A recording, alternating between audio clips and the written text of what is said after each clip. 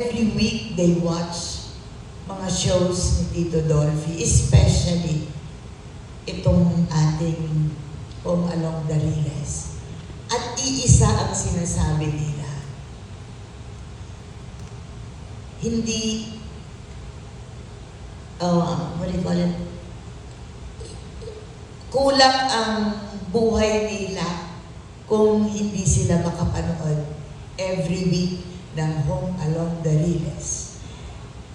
Sa edad na pagtanda, ang hinahanap na lang ng matanda ay ang maging masaya, ang tumawa.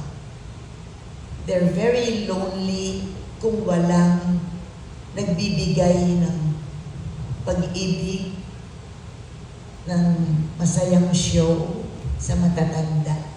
Parang numbered ang kanilang oras.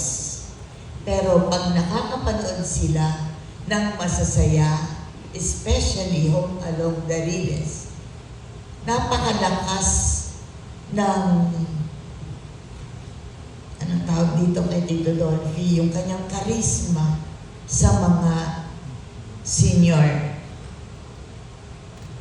Until the time dumating ang oras na nauna pa si Tito Dolps doon sa mga 90 anyos, 95 years old, na matatanda. At ang sinasabi nila, siya lang ang nagbibigay sa amin ng kasiyahan.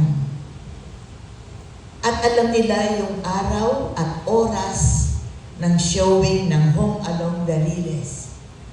At tawang-tawa sila. They forget about their worries. They forget about nagbibilang na ng araw kung kailan sila kukunin ng Panginoon.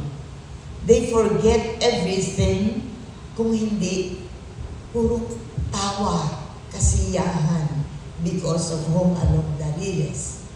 At sinasabi sa mga apo, sa mga anak, walang gagalaw ng TV sa araw na ito, sa oras na ito.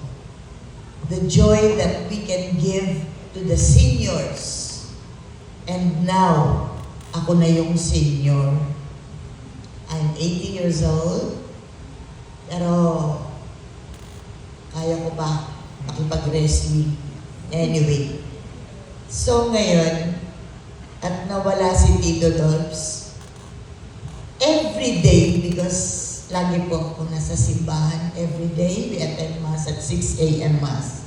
Puro senior ang mga barkada ko sa simbahan.